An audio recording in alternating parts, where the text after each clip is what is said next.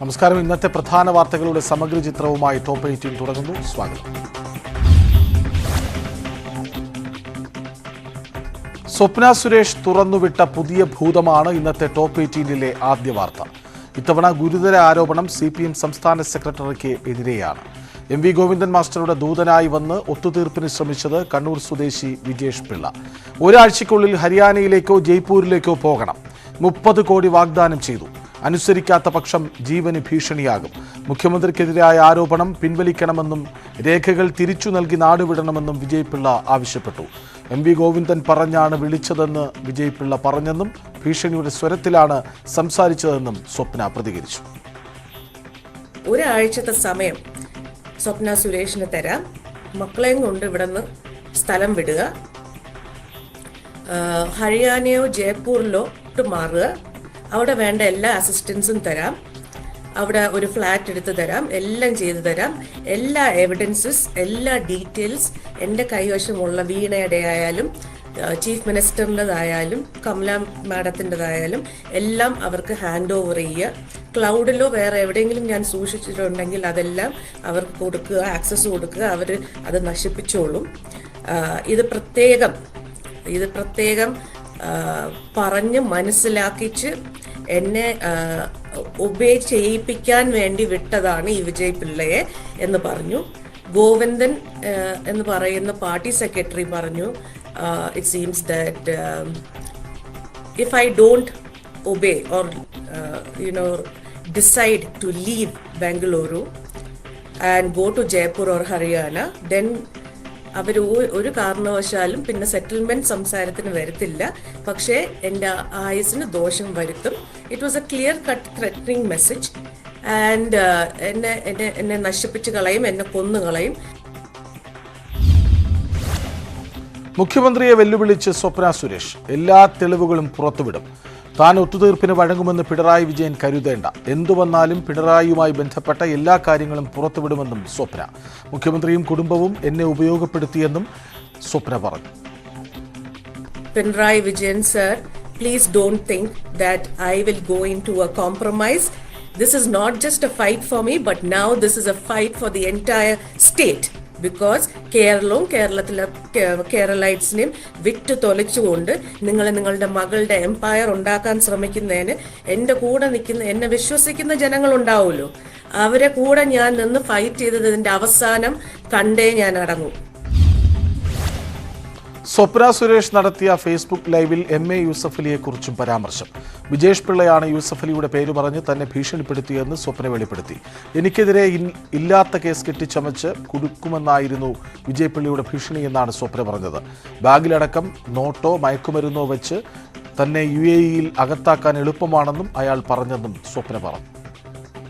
ജീവനുണ്ടെങ്കിൽ ഉറപ്പായിട്ടും നിങ്ങളുടെ എല്ലാ ബിസിനസ് എംപയർ, നിങ്ങളുടെ എൻറ്റയർ ബിസിനസ് എംപയർ, നിങ്ങളുടെ എല്ലാ ഇല്ലീഗൽ പ്രാക്ടീസസ്, അതെല്ലാം എവിഡൻസ് കൂടെ ഞാൻ ഈ പറഞ്ഞ ബിനാമീസ് ആയ യൂസഫ് അലി ആയാലും രവി പിള്ള ആയാലും എല്ലാവരുടെയും എല്ലാ ഡീറ്റെയിൽസും കൊടുക്കേണ്ടടുത്ത് കൊടുത്തിട്ടുണ്ട്.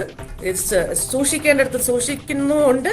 അതുകൊണ്ട് ഇങ്ങനെ ഭീഷണിപ്പെടുത്താനോ കോംപ്രമൈസിനോ എന്നോട് വരേണ്ട ആവശ്യമില്ല. Never ever try to do it. Don't dare to do it, because I am not going back. I'll make sure the real color comes out. And നിങ്ങൾ എന്താണ് എന്നുള്ളത് ഞാൻ വെളിയിൽ കൊണ്ടുവന്നിരിക്കും. സ്വപ്നയുടെ ആരോപണങ്ങളിൽ ഒന്നും പറയാനില്ലെന്നായിരുന്നു CPM സംസ്ഥാന സെക്രട്ടറി MV ഗോവിന്ദന്റെ പ്രതികരണം.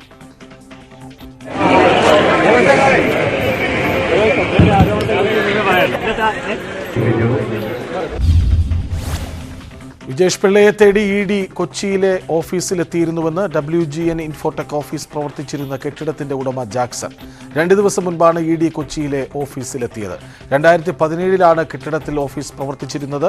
വാടക കുടിശ്ശിക നൽകിയിട്ടില്ല. 2 തവണ മാത്രമാണ് നേരിട്ട് കണ്ടിട്ടുള്ളതെന്നും കെട്ടിട ഉടമ പറഞ്ഞു. EDക്ക് പരാതി നൽകിയതിന് പിന്നാലെ ഇടനിലക്കായി ബംഗളൂരുവിലെത്തിയ വിജേഷ് പിള്ള കൊച്ചി വിട്ടു.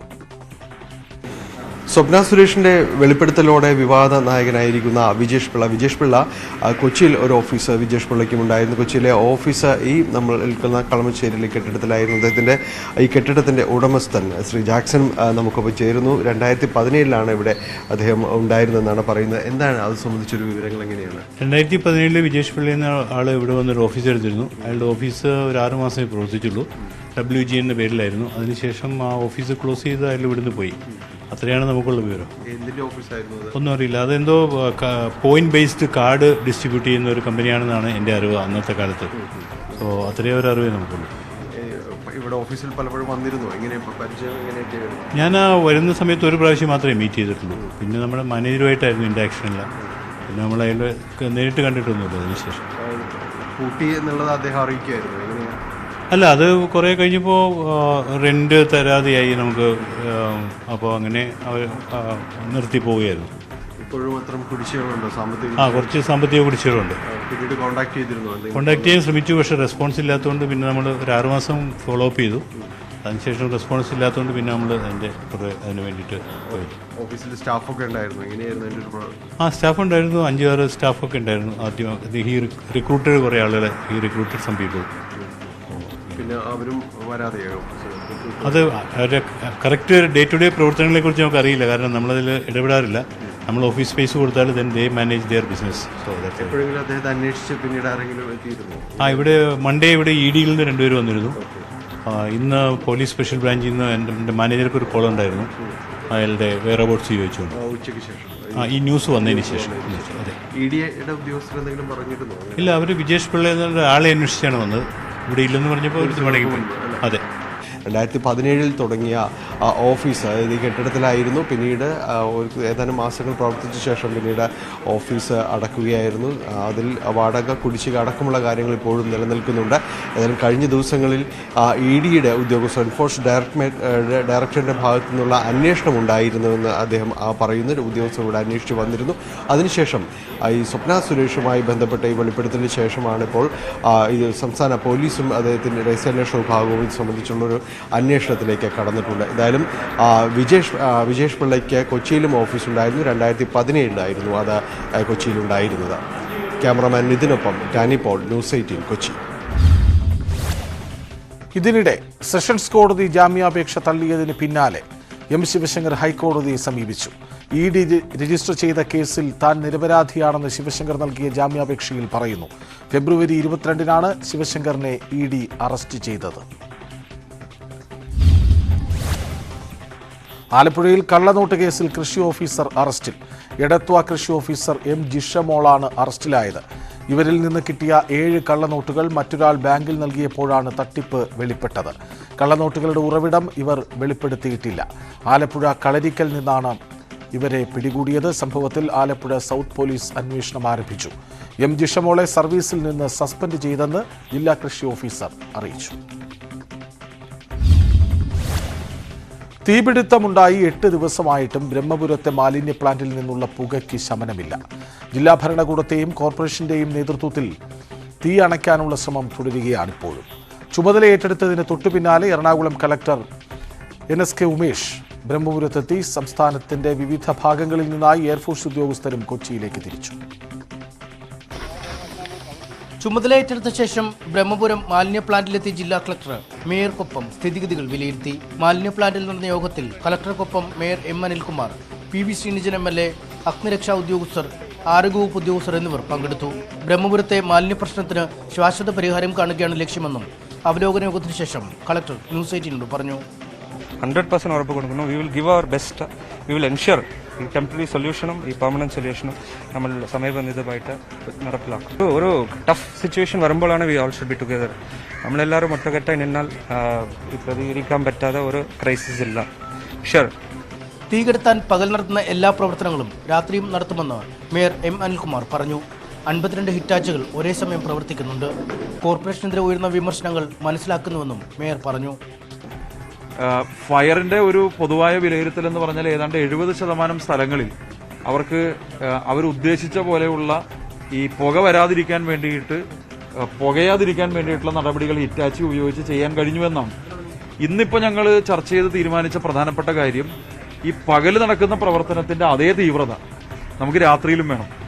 അപ്പോൾ രാത്രി നമുക്ക് ഇത്രയും ഇറ്റാച്ചികൾ സാധാരണഗതിയിൽ രാത്രി നമുക്ക് ഒരേപോലെ നമുക്ക് വർക്ക് ചെയ്യാൻ പറ്റാത്ത സാഹചര്യം ഉണ്ടായിരുന്നു. അപ്പോൾ അത് വർക്ക് ചെയ്യുന്നുണ്ടെങ്കിലും പകൽ ഉണ്ടാകുന്ന അതേ തീവ്രതയോടുകൂടി തന്നെ രാത്രിയിലും പ്രവർത്തിക്കണമെന്നാണ് തീരുമാനിച്ചത്. ബ്രഹ്മപുരത്ത് തീയണയ്ക്കാൻ മറ്റ് ജില്ലകളിൽ നിന്ന് അഗ്നിരക്ഷാ ഉദ്യോഗസ്ഥരെ അയക്കാൻ മുഖ്യമന്ത്രിയുടെ അധ്യക്ഷതയിൽ ചേർന്ന ഉന്നതതല യോഗം ഇന്നലെ തീരുമാനിച്ചിരുന്നു. ഇതിന്റെ ഭാഗമായാണ് കൂടുതൽ ഉദ്യോഗസ്ഥർ ബ്രഹ്മപുരത്തേക്ക് എത്തുന്നത്.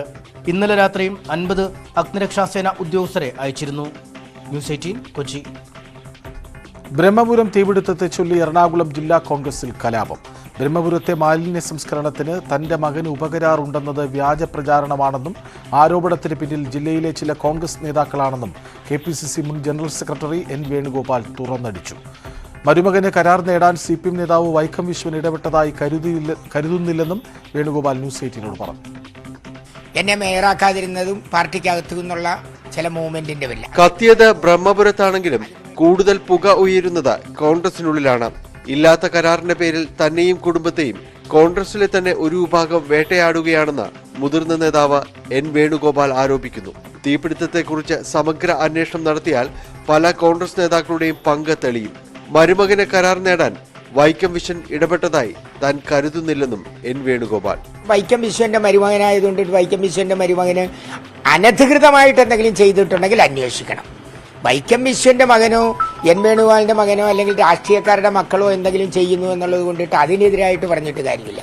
ബ്രഹ്മപുരം തീപിടുത്തത്തിൽ കോൺഗ്രസ് തന്നെ രണ്ടഭിപ്രായം പറയുകയാണെന്ന് മന്ത്രി P രാജീവ് പറഞ്ഞു. ഇപ്പോൾ കോൺഗ്രസിനകത്ത് തന്നെ രണ്ടഭിപ്രായങ്ങൾ മാധ്യമങ്ങൾ വരുമ്പോൾ ശ്രദ്ധയിൽപ്പെടുകയുണ്ടായി. ഇപ്പം എല്ലാവരും ചേർന്ന് ഈ ഘട്ടത്തെ മറികടക്കുക. അതിനുശേഷം ഇത്തരം കാര്യങ്ങളെല്ലാം അന്വേഷണം നടക്കുന്നുണ്ടല്ലോ, നടന്നോട്ടെ. അത് ആവശ്യമായ രീതിയിൽ തന്നെ തീരുമാനങ്ങളിലേക്ക് വരുമ്പോൾ അത് നമുക്ക് അപ്പം പരിശോധിക്കും. അതേസമയം ബ്രഹ്മപുരം കരാറുമായി ബന്ധപ്പെട്ട് ഏതെങ്കിലും കോൺഗ്രസ് നേതാവിന് വഴിവിട്ട ബന്ധമുണ്ടെങ്കിൽ നടപടിയെടുക്കുമെന്ന് ജില്ലാ കോൺഗ്രസ് നേതൃത്വം വ്യക്തമാക്കി.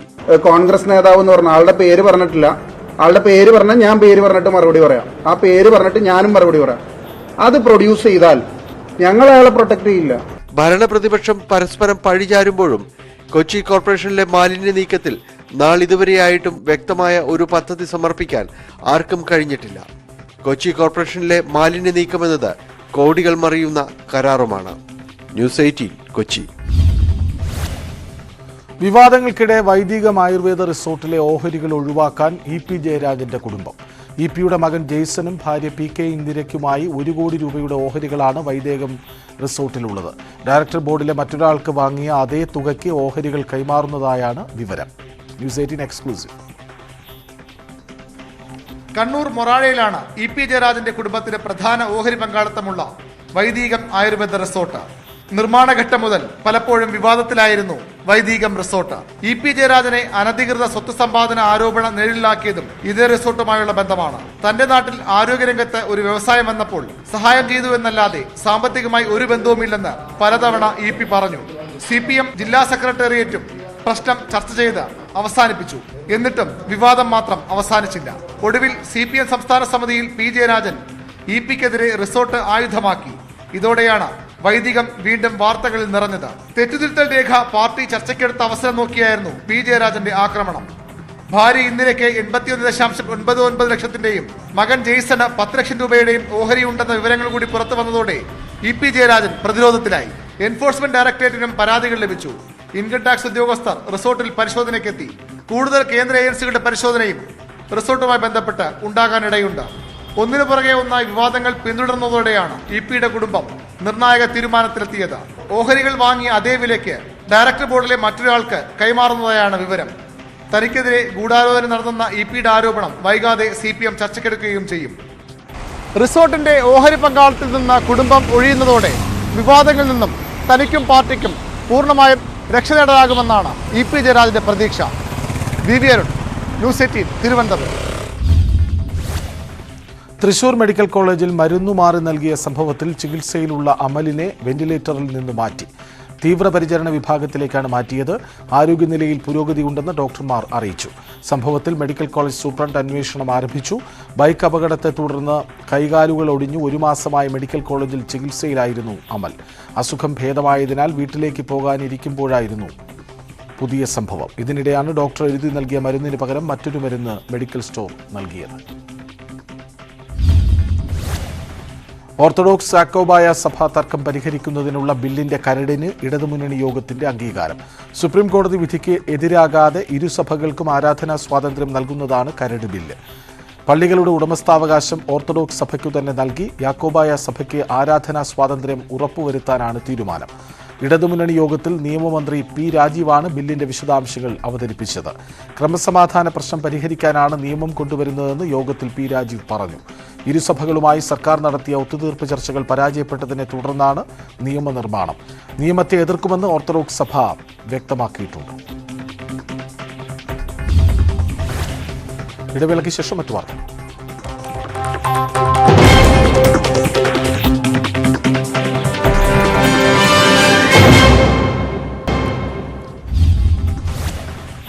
തിരുവനന്തപുരം മെഡിക്കൽ കോളേജിൽ പുരുഷ ഡോക്ടർ ജീവനക്കാരിയെ ചവിട്ടി. നഴ്സിംഗ് അസിസ്റ്റന്റായ ജീവനക്കാരിയെയാണ് ചവിട്ടിയത്. ശസ്ത്രക്രിയാ വാർഡിൽ മാനദണ്ഡം പാലിക്കാത്തതാണ് പ്രകോപനത്തിന് കാരണം. നഴ്സിംഗ് ജീവനക്കാർ സൂപ്രണ്ട് ഓഫീസിന് മുന്നിൽ പ്രതിഷേധിച്ചു. ഇന്ന് ഉച്ചയോടെയായിരുന്നു സംഭവം. ശസ്ത്രക്രിയയ്ക്കായി കരുതിവെച്ച ഉപകരണങ്ങൾ നഴ്സിംഗ് അസിസ്റ്റന്റ് അശ്രദ്ധമായി കൈകാര്യം ചെയ്തു. ഇതോടെ പ്രകോപിതനായ ഡോക്ടർ വനിതാ നഴ്സിംഗ് അസിസ്റ്റന്റിനെ ചവിട്ടി. 3 തവണ ചവിട്ടിയെന്നാണ് ആരോപണം. സംഭവത്തിൽ പ്രതിഷേധിച്ച് നഴ്സിംഗ് ജീവനക്കാർ സൂപ്രണ്ട് ഓഫീസിന് മുന്നിൽ ധർണ നടത്തി. ഡോക്ടർ എല്ലാ കാര്യങ്ങളും ഇങ്ങനെ പ്രകോപനപരമായി പ്രതികരിക്കുന്ന ഒരു മനുഷ്യനാണ് എന്നാണ് മനസ്സിലാകുന്നത്. തന്റെ രംഗത്ത് മിടുക്കനാണെങ്കിലും പക്ഷെ സഹജീവനക്കാരോട് പെരുമാറുന്ന കാര്യത്തിൽ ഒരു മാന്യതയില്ലാത്ത ജീവനക്കാരനാണ് എന്നാണ് മനസ്സിലാക്കുന്നത്. ഇത്തരം നടപടി വന്നാൽ അങ്ങനെ കൈയും കെട്ടി നോക്കി നിൽക്കാൻ വേണ്ടി നമുക്ക് കഴിയുകയില്ല. പരാതി നൽകാതിരിക്കാൻ ഡോക്ടർമാരുടെ സംഘടന ഇടപെട്ട് ചർച്ച നടത്തി. ഡോക്ടർ മാപ്പ് പറയാൻ തയ്യാറായതോടെ പ്രതിഷേധം പിൻവലിച്ചു. പരാതിയില്ലെന്ന് നഴ്സുമാരുടെ പ്രതിനിധിയും അറിയിച്ചു. ന്യൂസ് 18 തിരുവനന്തപുരം. കൊല്ലം അഞ്ചലിൽ MDMAയുമായി എക്സൈസ് ഉദ്യോഗസ്ഥൻ അടക്കം 3 പേർ പിടിയിൽ. കിളിമാനൂർ എക്സൈസ് റേഞ്ചിലെ ഉദ്യോഗസ്ഥൻ അഖിൽ, സുഹൃത്തുക്കളായ ഫൈസൽ, അൽസാബിത്ത് എന്നിവരെയാണ് കസ്റ്റഡിയിലെടുത്തത്. ഇവരിൽ നിന്ന് 20 ഗ്രാം MDMAയും 58 ഗ്രാം കഞ്ചാവും പിടിച്ചെടുത്തു. മൂന്നാറിൽ കടുവയുടെ ആക്രമണം. മൂന്നാർ പെരിയവാരി ലോവർ ഡിവിഷനിൽ കടുവ 2 പശുക്കളെ കൊന്നു. പെരിയവാരി സ്വദേശി ഇളങ്കോവന്റെ കന്നുകാലികളെയാണ് കടുവ ആക്രമിച്ചു കൊന്നത്. മേയാൻ വിട്ട കന്നുകാലികൾ രാത്രി 11 മണിവരെ തിരിച്ച് എത്താതിരുന്നതുകൊണ്ട് രാവിലെ നടത്തിയ അന്വേഷണത്തിലാണ് സമീപത്തെ തേയിലത്തോട്ടത്തിൽ ചത്ത നിലയിൽ പശുക്കളെ കണ്ടെത്തിയത്.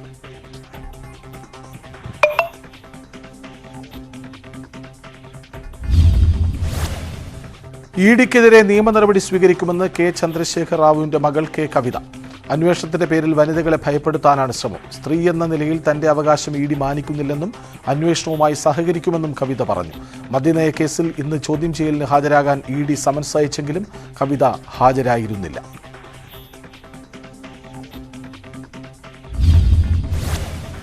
തിരുവനന്തപുരം കല്ലമ്പലത്ത് കഴിഞ്ഞ ദിവസം കാർ പാഞ്ഞുകയറി വിദ്യാർത്ഥിനി മരിച്ച സംഭവത്തിൽ കാർ ഡ്രൈവർ അറസ്റ്റിൽ.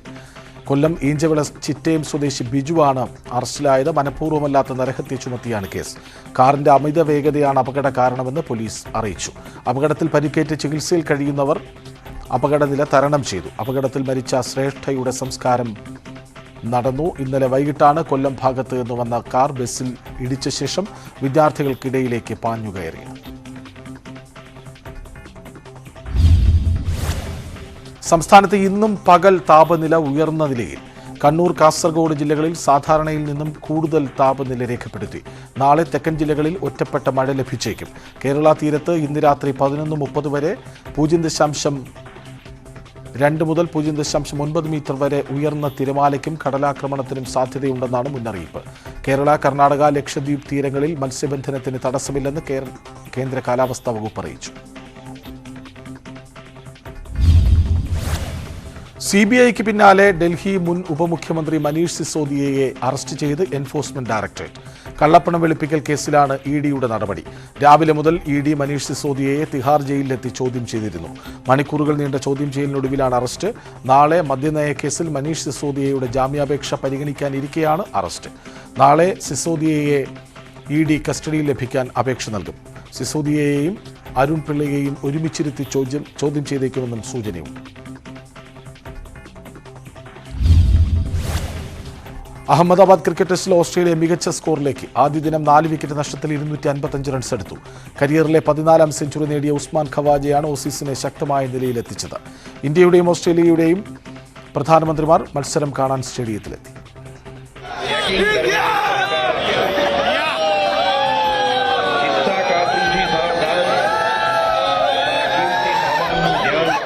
മത്സരം ആരംഭിക്കുന്നതിന് മുമ്പ് തന്നെ ഇന്ത്യയുടെയും ഓസ്ട്രേലിയയുടെയും പ്രധാനമന്ത്രിമാർ സ്റ്റേഡിയത്തിലേക്കെത്തി. പ്രത്യേകം സജ്ജീകരിച്ച വാഹനത്തിൽ നരേന്ദ്രമോദിയും ആന്റണി ആൽബനീസും വലം വെച്ചപ്പോൾ ആരവങ്ങൾ ഉയർന്നു.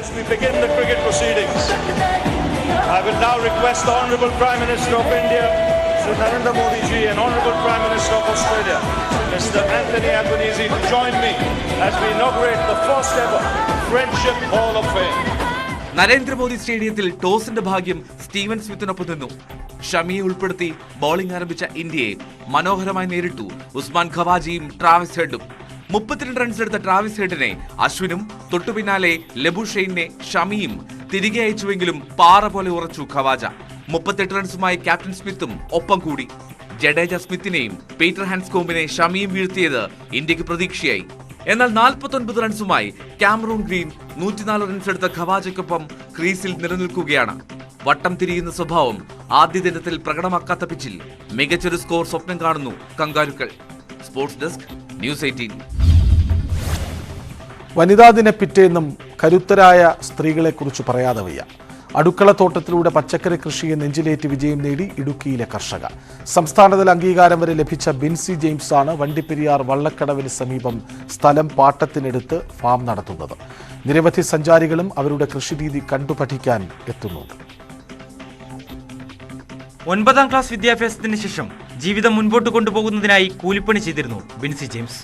വിവാഹശേഷം അടുക്കളത്തോട്ടത്തിലൂടെയാണ് പച്ചക്കറി കൃഷിയിലേക്ക് എത്തുന്നത്. കുമളിയിലെ താമസകാലത്ത് അവിടുത്തെ പള്ളിവക സ്ഥലം പാട്ടത്തിനെടുത്തു.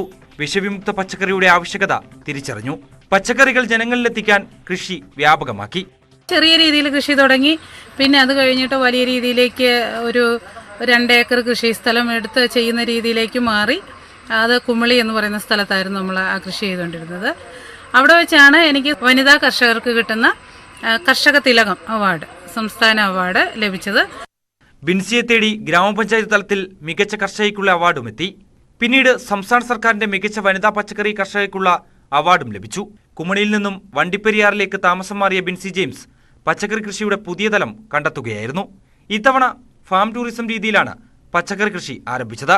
നിരവധി വിനോദസഞ്ചാരികൾ ഫാം സന്ദർശിക്കുന്നുമുണ്ട്. ന്യൂസ് 18 ഇടുക്കി. ടോപ്പ് 18 പൂർണ്ണമാകുന്നു. നമസ്കാരം.